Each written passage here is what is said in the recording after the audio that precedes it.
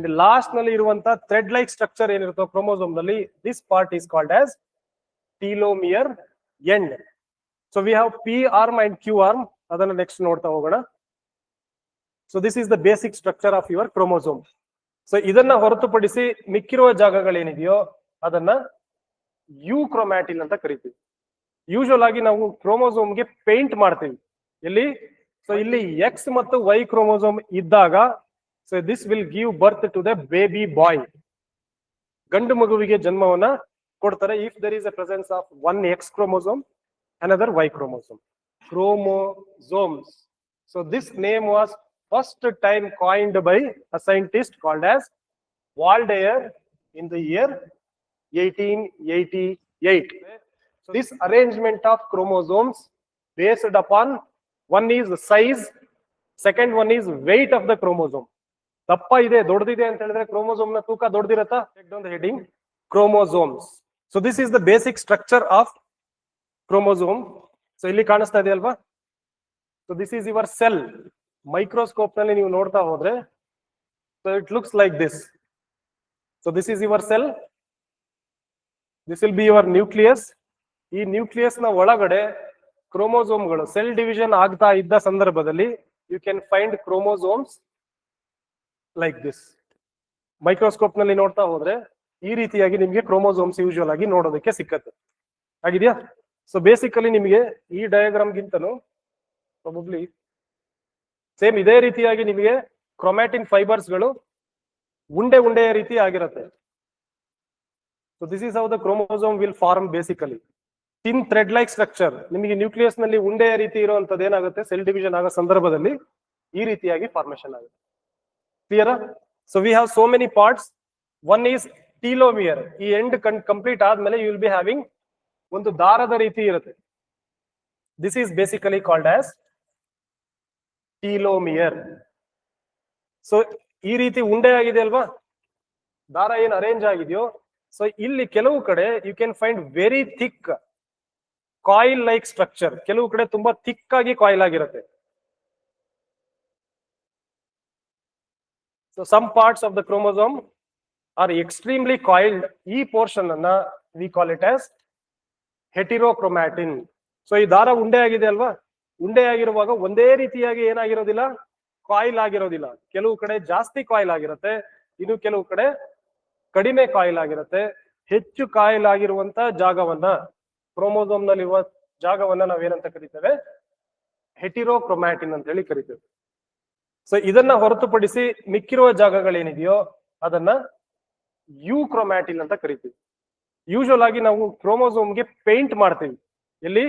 Microscope ನ ಒಳಗಡೆ ಇಟ್ಕೊಂಡು ನಾವು ಬಣ್ಣವನ್ನ ಹಾಕಿದಾಗ ಈ ಜಾಗ ಏನಿದೆಯೋ ಇದು ಹೆಚ್ಚಿಗೆ ಬಣ್ಣವನ್ನ ತಗೊಳತ್ತೆ, ಡಾರ್ಕ್ ಬ್ಲೂ ಕಲರ್ ಬಣ್ಣವನ್ನ ತಗೊಳುತ್ತೆ. ಯಾಕೆ ಅಂತ ಹೇಳಿದ್ರೆ ಇಟ್ ಈಸ್ ಎಕ್ಸ್ಟ್ರೀಮ್ಲಿ ಕಾಯಿಲ್ಡ್, ಹೆಚ್ಚಿಗೆ ಉಂಡೆಯಾಗಿರುತ್ತೆ.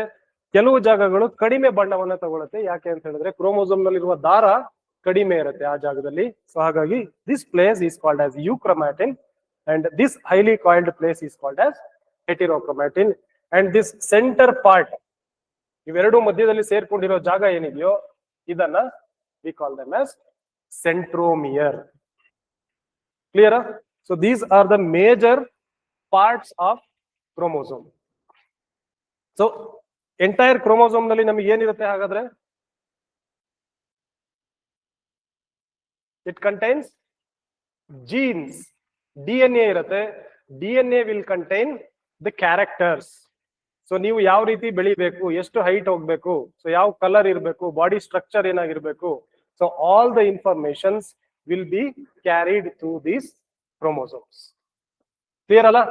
ಪಾರ್ಟ್ಸ್ ಅರ್ಥ ಆಗಿದೆಯಾ ಕ್ಲೀನ್ ಆಗಿ?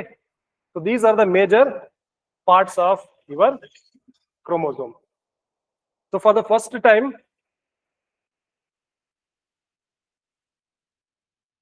so who discovered the name chromosome? So idana barkoli dayavitu.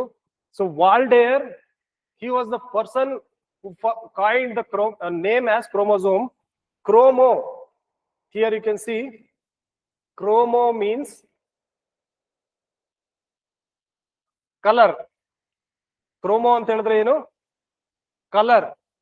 So because of ನಾವು ಕಲರ್ ಮಾಡುವಾಗ ಒಂದೊಂದು ರೀತಿಯಾದಂತ ಬಣ್ಣವನ್ನ ಕ್ರೋಮೋಸೋಮ್ ಅಬ್ಸಾರ್ವ್ ಮಾಡ್ಕೊಳ್ಳೋದ್ರಿಂದ they are called as chromosomes. So this name was first time coined by a scientist called as Waldeyer in the year 1888. So this is first important point. And second important point is Walter Sutton and Theodore. So ಈ ಇಬ್ರು scientist ಗಳು chromosome ಮೇಲೆ research ಮಾಡಿ they have told that so they are the basic carriers of the gene. So Waldeyer ಏನ್ ಹೇಳಿದ? So there is some particle inside the cell called as chromosome ಅಂತ ಹೇಳ್ದ. So ಇದನ್ನ ಸ್ಟಡಿ ಮಾಡಿ Walter and Theodore ಏನ್ ಹೇಳಿದ್ರು? So these are the basic carriers of the characters ಅಥವಾ genes ಅಂತ ಹೇಳಿ ಫಸ್ಟ್ ಟೈಮ್ ಹೇಳಿದವರು. They are nothing but Walter and Theodore in the year 1902. So these are very important pointers. Alva? So first timers ಗೆ this point will be important. ಯಾರು first time ಕೇಳ್ತಾ ಇದ್ದೀರಾ ಅವರಿಗೆ, inside the human beings cell, ನಮ್ಮ ಜೀವಕೋಶದ ಒಳಗಡೆ, so how many pairs of chromosomes we have? 23 pairs of chromosome. 23 ಜೋಡಿ ಕ್ರೋಮೋಸೋಮ್ಗಳಿರ್ತವೆ, ಅಥವಾ you can call them as 46 ಕ್ರೋಮೋಸೋಮ್ಗಳಿರ್ತವೆ. ಸೊ ಎಕ್ಸಾಮ್ ನಲ್ಲಿ ಏನೇ ಸ್ಟೇಟ್ಮೆಂಟ್ ಕೊಟ್ರು both the statements will be correct. ಕ್ಲಿಯರಾ? ಸೊ ಹ್ಯೂಮನ್ ಸೆಲ್, ಮನುಷ್ಯನ ಜೀವಕೋಶದ ಒಳಗಡೆ 23 ಜೋಡಿ ಕ್ರೋಮೋಸೋಮ್ಗಳಿರ್ತವೆ ಅಂದ್ರೂ ಕೂಡ ಕರೆಕ್ಟ್, ಆರ್ 46 ಕ್ರೋಮೋಸೋಮ್ಗಳಿವೆ ಅಂತ ಹೇಳಿದ್ರು that option is also correct. First timers ಯಾರು ನೋಡ್ತಾ ಇದ್ದೀರಾ, try to note down. So ಈ ಪಾಯಿಂಟ್ ನ ತಗೊಳ್ಳಿ. So next will discuss what is autosome and what is allosome. ಅದನ್ನ ಕೂಡ ಡಿಸ್ಕಸ್ ಮಾಡ್ತೀನಿ along with the diagram. So ಹಾಗಾಗಿ we have 23 pairs of chromosome or 46 chromosomes. So please see here. So ಇವಾಗ ನಮಗೆ 23 pairs of chromosome ಇದೆ ಅನ್ನೋದ್ರ ಬಗ್ಗೆ discuss ಮಾಡಿದೀವಿ. ಸೈಂಟಿಸ್ಟ್ ಗಳು ನೀವು ಅಬ್ಸರ್ವ್ ಮಾಡಿ ಸೈನ್ಸ್ ಎಷ್ಟು ಅಡ್ವಾನ್ಸ್ ಆಗಿದೆ ಅಂತ ಹೇಳಿ. ಫಸ್ಟ್ ಆಫ್ ಆಲ್ ನಾವು ಜೀವಕೋಶವನ್ನ ಬರಿಗಣ್ಣಿನಿಂದ ನೋಡೋದಕ್ಕೆ ಸಾಧ್ಯನೇ ಇಲ್ಲ. ಸಾಧ್ಯ ಇದೆಯಾ? ಸಾಧ್ಯ ಇಲ್ಲ. ಬರೀ ನಾವು ಸೆಲ್ ಅನ್ನ ಮೈಕ್ರೋಸ್ಕೋಪ್ ನಲ್ಲಿ ನೋಡಿ ಸೆಲ್ ಅನ್ನ ಅನಲೈಸ್ ಮಾಡ್ತೀವಿ. ಸೆಲ್ ಒಳಗಡೆ ಇರೋ ನ್ಯೂಕ್ಲಿಯಸ್ ನ ಸೈಂಟಿಸ್ಟ್ ಗಳು ಅನಲೈಸ್ ಮಾಡ್ತಾರೆ. ನ್ಯೂಕ್ಲಿಯಸ್ ನ ಒಳಗಡೆ ಇರುವ 23 ಕ್ರೋಮೋಸೋಮ್ ಗಳನ್ನ ಅನಲೈಸ್ ಮಾಡೋದ್ರ ಜೊತೆಗೆ ಯಾವ ಕ್ರೋಮೋಸೋಮ್ ಎಷ್ಟು ಸೈಜ್ ಇದೆಯೋ ಅದರ ಬೇಸಿಸ್ ಮೇಲೆ you can arrange the chromosomes. Number of chromosomes ಏನಿದೆಯೋ ಅದಷ್ಟನ್ನ ನಾವು ಈಸಿಯಾಗಿ ಸೈಂಟಿಸ್ಟ್ ಗಳು ಅರೇಂಜ್ ಮಾಡ್ತಾರೆ. This arrangement of chromosomes based upon one is size, second one is weight of the chromosome. ದಪ್ಪ ಇದೆ, ದೊಡ್ಡದಿದೆ ಅಂತ ಹೇಳಿದ್ರೆ ಕ್ರೋಮೋಸೋಮ್ ನ ತೂಕ ದೊಡ್ಡದಿರತ್ತಾ? ಫೊರೆನ್ಸಿಕ್ಸ್ ನಲ್ಲಿ ಕೇಳಿದಿರಾ ನೀವು? ಸೊ ಯೂಶುವಲ್ ಆಗಿ ಕ್ರೈಮ್ ಸೀನ್ ನಲ್ಲಿ ಯೂಶುವಲ್ ಆಗಿ ಏನ್ ಮಾಡ್ತಾರೆ, DNA ನ ತಗೊಂಡ್ಬಂದು ಕ್ರಾಸ್ ಚೆಕ್ ಮಾಡ್ತಾರೆ. ಸೊ ಯಾರು ಸಸ್ಪೆಕ್ಟ್ ಇದ್ದಾನೆ, ಯಾರು ಕ್ರಿಮಿನಲ್ ಇದ್ದಾನೆ ಅಂತ ಹೇಳಿ. ಸೊ ಆ ಸಮಯದಲ್ಲಿ ಇಲ್ಲಿರುವಂತ ಕ್ರೋಮೋಸೋಮ್ಗಳು ಬೇಸ್ಡ್ ಅಪಾನ್ ದ ಸೈಜ್ ಏನಾದ್ರೂ ಮ್ಯಾಚ್ ಆಯ್ತು ಅಂತ ಹೇಳಿದ್ರೆ, ಕೆಲವ್ರು ಹೇಳಿರ್ತಾರೆ ನೋಡಿದಿರಾ, ನಾನು ಈ ಮಗುವಿನ ತಂದೆ ಅಲ್ಲ ಅಂತ ಹೇಳಿರ್ತಾರೆ, ಕ್ಲೈಮ್ ಮಾಡಿದ್ದಾರೆ ಎಷ್ಟೋ ಜನ ಅಲ್ವಾ? ಸೊ ಒಂದ್ ಸೆಕೆಂಡ್ ಕೇಳಿ, ಇಲ್ಲಿ ಹೇಳ್ತೀನಿ ಕೇಳಿ. ತಮಿಳುನಾಡಿನ ಮಾಜಿ ಗವರ್ನರ್ ಮತ್ತು UPಯಲ್ಲಿ 3 ಸಲ ಮುಖ್ಯಮಂತ್ರಿ ಆಗಿದ್ದ ಒಬ್ಬ ವ್ಯಕ್ತಿಯ ಮೇಲೆ ಈ ರೀತಿ ಅನುಮಾನಾಸ್ಪದವಾಗಿ ಅನುಮಾನ ಮೂಡಿ ಅವರ ಮಗ ಒಬ್ಬ ಕಂಪ್ಲೇಂಟ್ ಕೊಟ್ಟಿರ್ತಾರೆ, ಆಯ್ತಾ? ಸೊ ಅದರ ಬೇಸಿಸ್ ಮೇಲೆ they have taken this chromosome as an evidence. Silence. So ಈ ಕ್ರೋಮೋಸೋಮ್ ಅನ್ನ ಎವಿಡೆನ್ಸ್ ಆಗಿ ತಗೊಂಡು they have proved that he is the father of that boy. ಯಾರು ಕಂಪ್ಲೇಂಟ್ ಕೊಟ್ಟಿದ್ದ ಆ ಹುಡುಗನ ತಂದೆ ಅಂತ ಹೇಳಿ ಕ್ಲಿಯರ್ ಆಗಿ ಗೊತ್ತಾಗುತ್ತೆ. What I mean to say is, ನಿಮಗೆ ಎಲ್ಲಾ ಎವಿಡೆನ್ಸ್ ಗಳನ್ನು ಸುಳ್ಳು ಅಂತ ಕೋರ್ಟ್ ನಲ್ಲಿ ನೀವು ಪ್ರೂವ್ ಮಾಡಬಹುದು. ಅಲ್ಲಿವರೆಗೂ ಕೋರ್ಟ್ ಒಪ್ಕೊಂಡ್ರು ಸಹ, ನೀವು ಸುಪ್ರೀಂ ಕೋರ್ಟಿಗೆ ಹೋಗಿ ಇಂಟರ್ನ್ಯಾಷನಲ್ ಕೋರ್ಟ್ ಆಫ್ ಜಸ್ಟಿಸ್ ಹೋದ್ರು ಸಹ, ಕ್ರೋಮೋಸೋಮ್ ಏನಾದ್ರೂ ಮ್ಯಾಚ್ ಆಯ್ತು ಅಂತ ಹೇಳಿದ್ರೆ that is the final verdict. ಎಲ್ಲಾ ಖುಲಾಸೆ, ನಿಮ್ಗೆ ಮೊಬೈಲ್ ಟವರ್ ಲೊಕೇಶನ್ ತೆಗಿತಾರೆ, ನೀವು ಎಲ್ಲೆಲ್ಲಿ ಓಡಾಡಿದ್ರಿ CC ಕ್ಯಾಮ್ರಾ ಲೊಕೇಶನ್ ತೆಗಿತಾರೆ. ಯಾವುದು ನೀವು ಅದನ್ನ ಸುಳ್ಳು ಅಂತ ಕೆಲವು ಸಲ ಪ್ರೂವ್ ಮಾಡೋ ಚಾನ್ಸಸ್ ಇರುತ್ತೆ, ಹಣ ಬಲದ ಮೇಲೋ ರಾಜಕೀಯ ಬಲದ ಮೇಲೋ. ಬಟ್ ನಿಮ್ಮ ದೇಹದಲ್ಲಿರುವ ರಕ್ತವನ್ನ ತಗೊಂಡು ಆ ಸ್ಯಾಂಪಲ್ ಅನ್ನ ನೀವು ಯಾವ್ದಾದ್ರು ಕ್ರೈಮ್ ಸೀನ್ ಅಲ್ಲಿ ಇದ್ರೋ ಇಲ್ವೋ ಅಂತ ಹೇಳಿ ಕ್ರಾಸ್ ಚೆಕ್ ಮಾಡಿದ್ದೇ ಆದ್ರೆ ಇದರಲ್ಲಿ ಏನಾದ್ರೂ ಪ್ರೂವ್ ಆಯ್ತು ಅಂತ ಹೇಳಿದ್ರೆ ಯು ಕ್ಯಾನ್ ಟೇಕ್ ರೀಸೆಂಟ್ ಆಗಿ ದರ್ಶನ್ ಕೇಸ್ ಆಗಿದೆ. ಅಲ್ಲೂ ಕೂಡ ಏನ್ ಮಾಡ್ತಾರೆ, ಸೊ ಕ್ರೈಮ್ ಸೀನ್ ಅಲ್ಲಿ ನೀವು ಮುಟ್ಟಿರುವಂತ ಗನ್ ಆಗಿರ್ಬೋದು, ಹಿಡಿದಿರುವಂತ ಲಾಠಿ ಇರ್ಬೋದು, ಅಲ್ಲಿ ಸಿಗುವಂತ ಜೀನ್ಸ್ ಅಥವಾ ಕ್ರೋಮೋಸೋಮ್ಸ್ ಏನಿರುತ್ತೋ, DNA ಪೀಸ್ ಏನಿರುತ್ತೋ ಅದನ್ನ ತಗೊಂಡು ಯಾರ ಮೇಲೆ ಡೌಟ್ ಇರುತ್ತೆ ಅವ್ರ ಜೊತೆ ಸೇರಿಸಿ ಏನ್ ಮಾಡ್ತಾರೆ, ಕ್ರಾಸ್ ಚೆಕ್ ಮಾಡ್ತಾರೆ.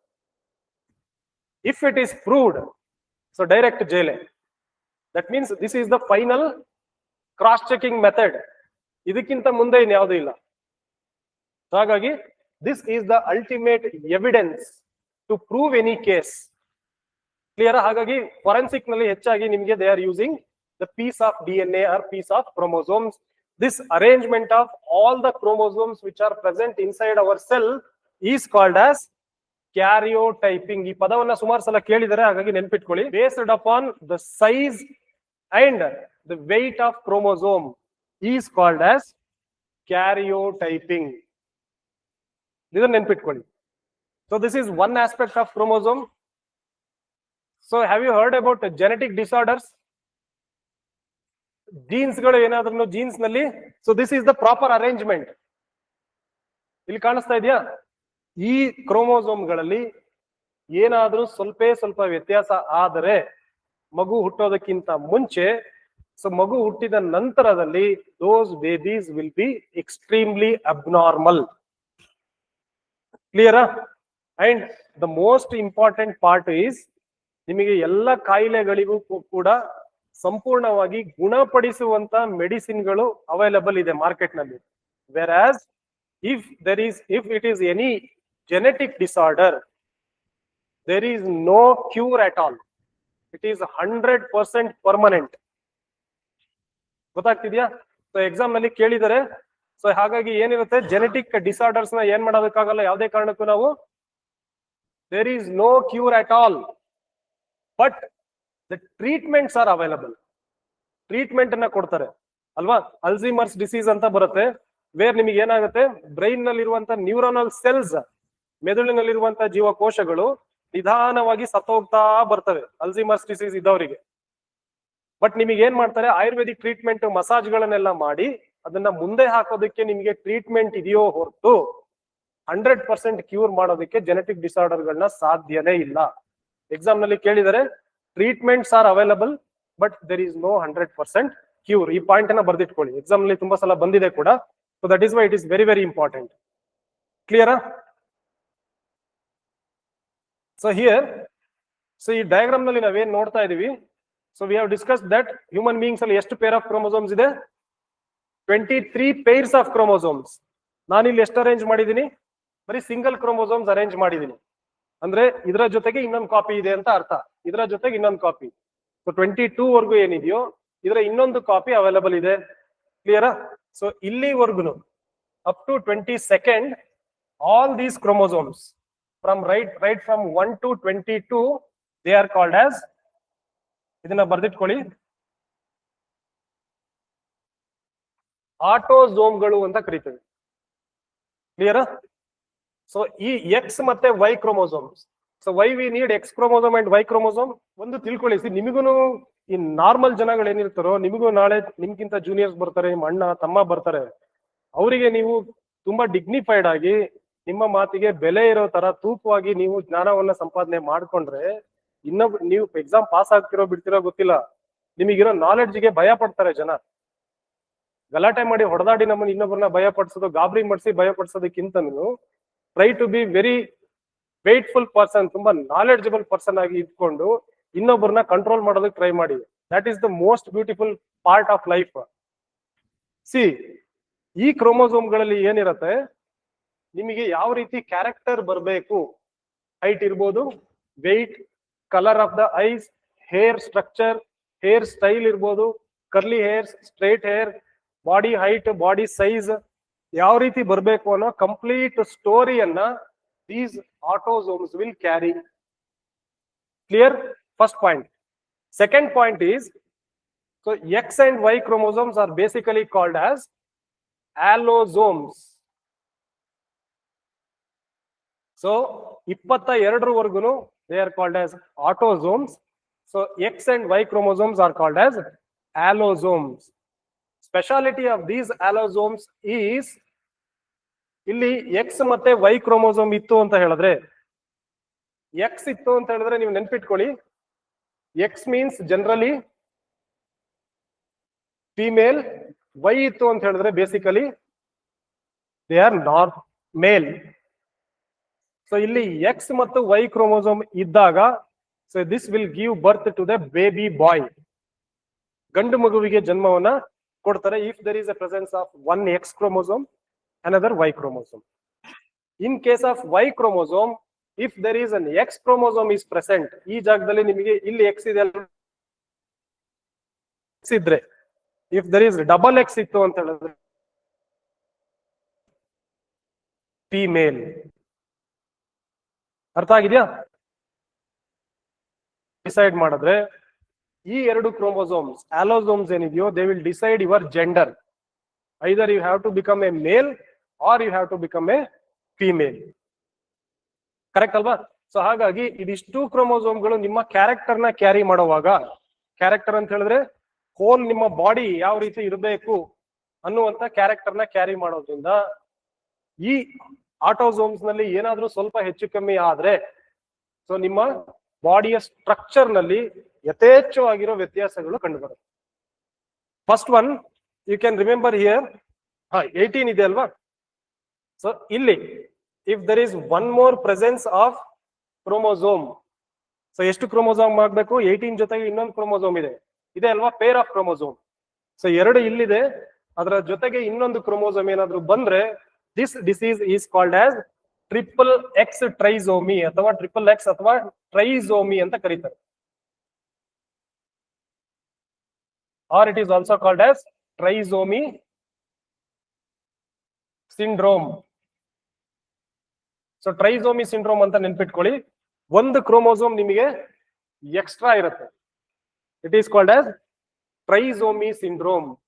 ಬೇಸಿಕಲಿ ಏನಾಗುತ್ತೆ, ನಾರ್ಮಲ್ ಆಗಿ ಇರುವಂತ ಬಾಡಿ ಸ್ಟ್ರಕ್ಚರ್, ನಿಮ್ಮ ಹಾರ್ಟ್ ಇರ್ಬೋದು, ಹುಟ್ಟುವಂತ ಮಗುದಲ್ಲಿ, have you heard about blue baby syndrome?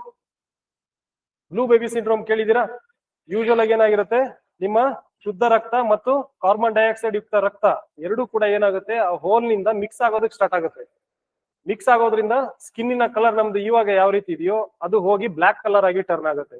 So ಆ ಹೋಲ್ ಇರುವ ಕಾರಣ ಮಗುವಿನ ಬಣ್ಣ ಬ್ಲೂ ಕಲರ್ ಗೆ ಟರ್ನ್ ಆಗೋದ್ರಿಂದ V call it as blue baby syndrome. Clear? ಅದೇ ರೀತಿಯಾಗಿ ಇಲ್ಲಿ ನಿಮಗೆ ಟ್ರಿಪಲ್ ಎಕ್ಸ್ ಅಥವಾ ಟ್ರೈಸೋಮಿ ಸಿಂಡ್ರೋಮ್ ಇರೋದ್ರಿಂದ ಹಾರ್ಟಿನ ಸೈಜ್ ಏನಾಗುತ್ತೆ, ತುಂಬಾ ಚಿಕ್ಕದಾಗಿರುತ್ತೆ. ಲಂಗ್ಸ್ ನ ಸೈಜ್ ತುಂಬಾ ಚಿಕ್ಕದಾಗಿರುತ್ತೆ.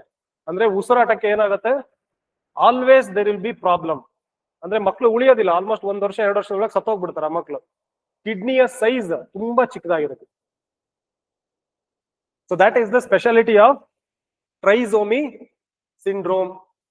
So another one we have 21. So we call it as Downs syndrome anta ಕರೀತೀವಿ.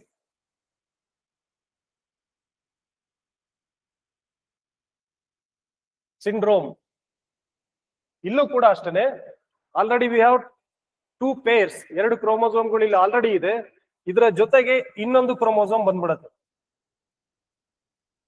ನೀವು ಇದರಲ್ಲಿ ಗಮನಿಸಬೇಕು ನೋಡಿ, 18 ಕ್ರೋಮೋಸೋಮ್ ಅಲ್ಲಿ ಒಂದು ಎಕ್ಸ್ಟ್ರಾ ಕ್ರೋಮೋಸೋಮ್ ಬಂದ್ರೆ ಯೂಶುವಲ್ ಆಗಿ ನಿಮ್ಮ ಕ್ಯಾರೆಕ್ಟರ್ ಬೇರೆ ರೀತಿ ಬರುತ್ತೆ.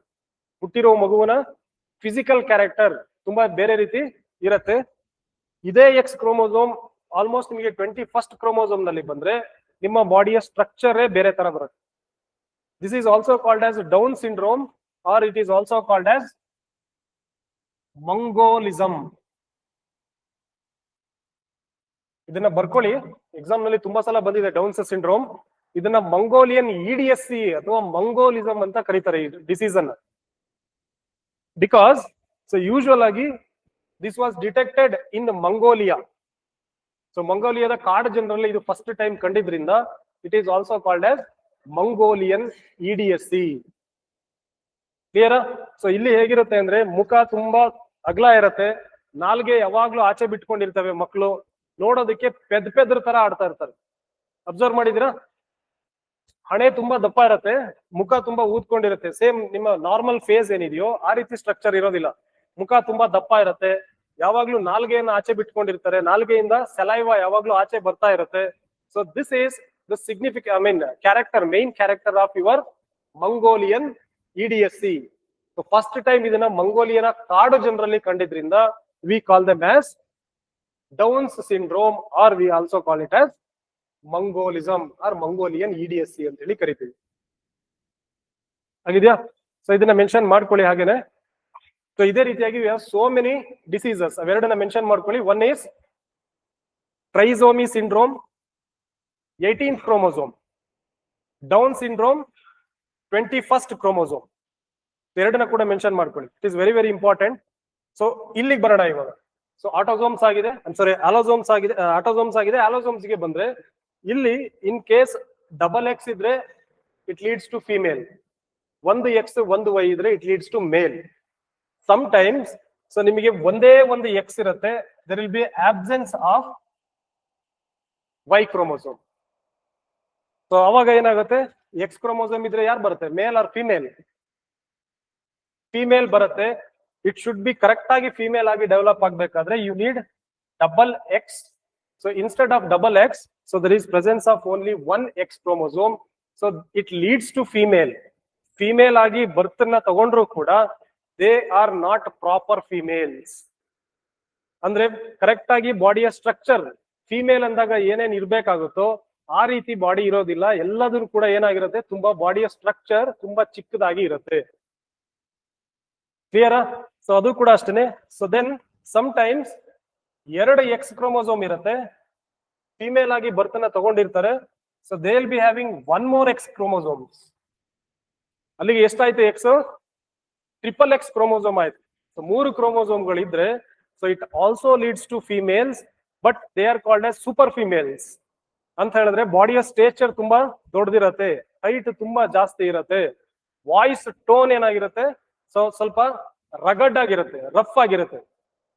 ಸೊ ಹೀಗಾಗಿ ಕ್ರೋಮೋಸೋಮ್ ನಲ್ಲಿ ಏನೇ ಸ್ವಲ್ಪ ವ್ಯತ್ಯಾಸ ಆದ್ರೂ ಕೂಡ it leads to the permanent change in your body and mental structure. ಆಗಿದೆಯಾ? ಸೊ ಹಾಗಾಗಿ ಎಂಟೈರ್ ಅರೇಂಜ್ಮೆಂಟ್ ಆಫ್, ಸೊ ಇದರ ಕಂಪ್ಲೀಟ್ ಲಿಸ್ಟ್ ಇದೆ, ನಾನು ನಿಮಗೆ ಒಂದು ಕಂಪ್ಲೀಟ್ ಟೇಬಲ್ ಮಾಡಿ ಇಟ್ಟಿದ್ದೇನೆ, ಅದನ್ನ ಐ ವಿಲ್ ಪ್ರೊವೈಡ್ ಯು. ಇದರಲ್ಲಿ ಅರ್ಥ ಮಾಡಿಸುವಂತದ್ದು ಏನಿಲ್ಲ. ಒಂದು ಕ್ರೋಮೋಸೋಮ್ ನಂಬರ್, ಸೊ ಯಾವ ಕ್ರೋಮೋಸೋಮ್ ನಿಮಗೆ ಚೇಂಜ್ ಆಗಿರುತ್ತೆ, ಚೇಂಜ್ ಆಗೋದ್ರಿಂದ ಏನೇನ್ ಡಿಸೀಸ್ ಬರುತ್ತೆ. I have a tabular column, so which I will share it you. Complete ಆಗಿ ಶೇರ್ ಮಾಡ್ತೀನಿ, 8-10 ಕಾಯಿಲೆಗಳದ್ದು ಸೇರಿಸಿ. ಆಗ್ಬೋದಾ? ಸೊ ಇದನ್ನ ನೆನ್ಪಿಟ್ಕೊಳ್ಳಿ. It is also called as karyotyping. Hope it is clear ಅಲ್ವಾ? What are autosomes, what are ಅಲೋಸೋಮ್ಸ್?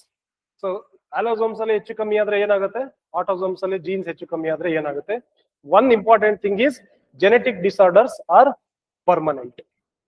Visible rod shaped structures, so it will be almost like a chromosome during cell division ಆಗುವಾಗ chromosome ಆಗಿ convert ಆಗುತ್ತೆ. ಇದನ್ನ ಕೂಡ discuss ಮಾಡಿದೀವಿ. Then it contains inherent traits. Exam ನಲ್ಲಿ ನೆನ್ಪಿಟ್ಕೊಳ್ಳಿ, trait ಅಂತ ಎಕ್ಸಾಮ್ ನಲ್ಲಿ ಯೂಶುವಲ್ ಆಗಿ ಕೇಳಿರ್ತಾರೆ. Trait means characters. Inherent traits from parents to the offsprings. Offsprings means children's.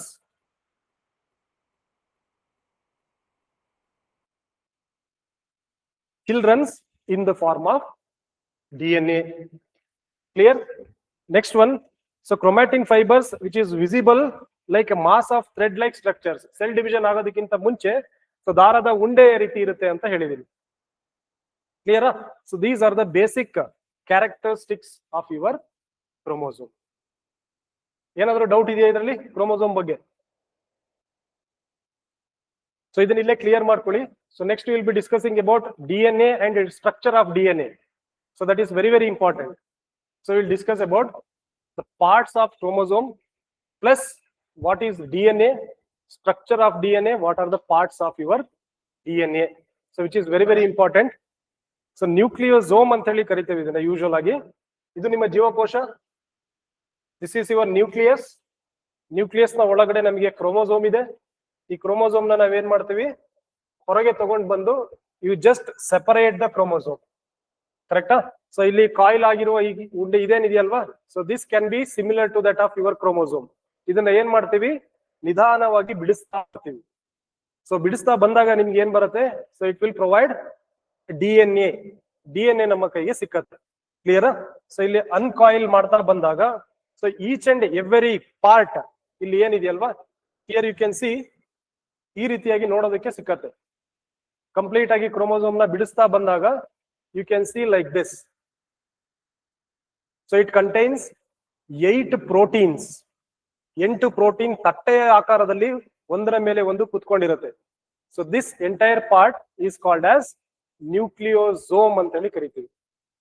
So ನಿಮಗೆ ಇಲ್ಲಿ ಉಂಡೆ ಏನ್ ಕಾಣಿಸ್ತಾ ಇದೆಯಲ್ವಾ, ಸ್ಟ್ರೇಟ್ ಆಗಿ ದಾರದ ರೀತಿ ಕಾಣಿಸಿದ್ರು ಸಹ ಮೈಕ್ರೋಸ್ಕೋಪ್ ನ ಒಳಗೆ ನೋಡಿದ್ರೆ ಇದ್ರ ಒಳಗಡೆ ಮತ್ತೆ ಕಾಯಿಲ್ ಆಗಿರುತ್ತೆ. ಸೊ ಈ ಕಾಯಿಲ್ ನ ಒಳಗಡೆ ಏನಿರುತ್ತೆ, you have plate like structure called as proteins.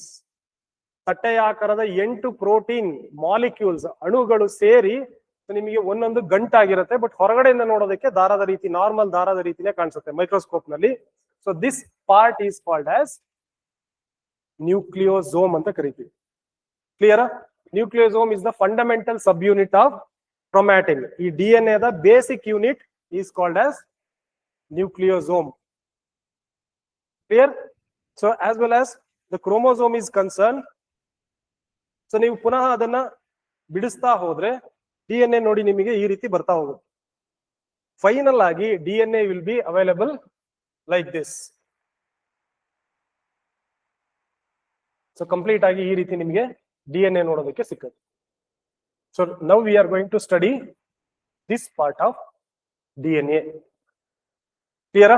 So DNA ಈ ಪಾರ್ಟ್ ಅನ್ನ ನೋಡ್ತಾ ಹೋಗ್ತೀವಿ. Right down that what is nucleosome ಅನ್ನೋದನ್ನ ಮೆನ್ಷನ್ ಮಾಡ್ಕೊಳ್ಳಿ ಒಂದ್ಸಲ. Nucleosome is the fundamental sub unit of chromatin ಅಥವಾ ಜೀನ್ಸ್. ಜೀನ್ ಅಥವಾ ಕ್ರೊಮ್ಯಾಟಿನ್ ನ basic unit is called as nucleosome. Exam ನಲ್ಲಿ ಇದನ್ನ ತುಂಬಾ ಸಲ ಕೇಳಿದರೆ ಕೂಡ, ಸೊ ಹಾಗಾಗಿ ಇದನ್ನ kindly try to remember. So ಇದು ನೆನಪಿದೆಯಾ? Parts we have. One is centromere, heterochromatin, highly coiled area is called heterochromatin, loosely coiled area is called as euchromatin, and last ನಲ್ಲಿ ಇರುವಂತ ಥ್ರೆಡ್ ಲೈಕ್ ಸ್ಟ್ರಕ್ಚರ್ ಏನಿರುತ್ತೋ chromosome ನಲ್ಲಿ, this part is called as telomere end. So we have P arm and Q arm. ಅದನ್ನ next ನೋಡ್ತಾ ಹೋಗೋಣ. So this is the basic structure of your chromosome. Basic structure of chromosome. First one, so this is centromere, as we have already discussed. ಇದು ನಿಮಗೆ short arm ಇದು ಕಾಣಿಸ್ತಾ ಇದೆಯಾ? So this area is basically short arm. So this part of chromosome is called as P arm. So ಈ ಸೈಜ್ಗಿಂತಲೇ ಇದು ಸ್ವಲ್ಪ ದೊಡ್ಡದಾಗಿದೆ. There is no scientific evidence that ಯಾಕೆ ಪಿ ಇಟ್ರು, ಯಾಕೆ ಕ್ಯೂ ಇಟ್ರು, ಅದೆಲ್ಲ ಏನು ಇಲ್ಲ. ಸೊ ಶಾರ್ಟ್ ಫಾರ್ಮ್ ಏನಿದೆಯೋ, short part of chromosome is called as P arm. So the lengthiest part of arm is called as Q arm. So this is the basic structure of your chromosomes. ಇದನ್ನ ನೆನಪಿಟ್ಕೊಳ್ಳಿ. The same thing already ನಾವು discuss ಮಾಡಿದೀವಲ್ವಾ. So euchromatin and heterochromatin, highly coiled area and loosely coiled area.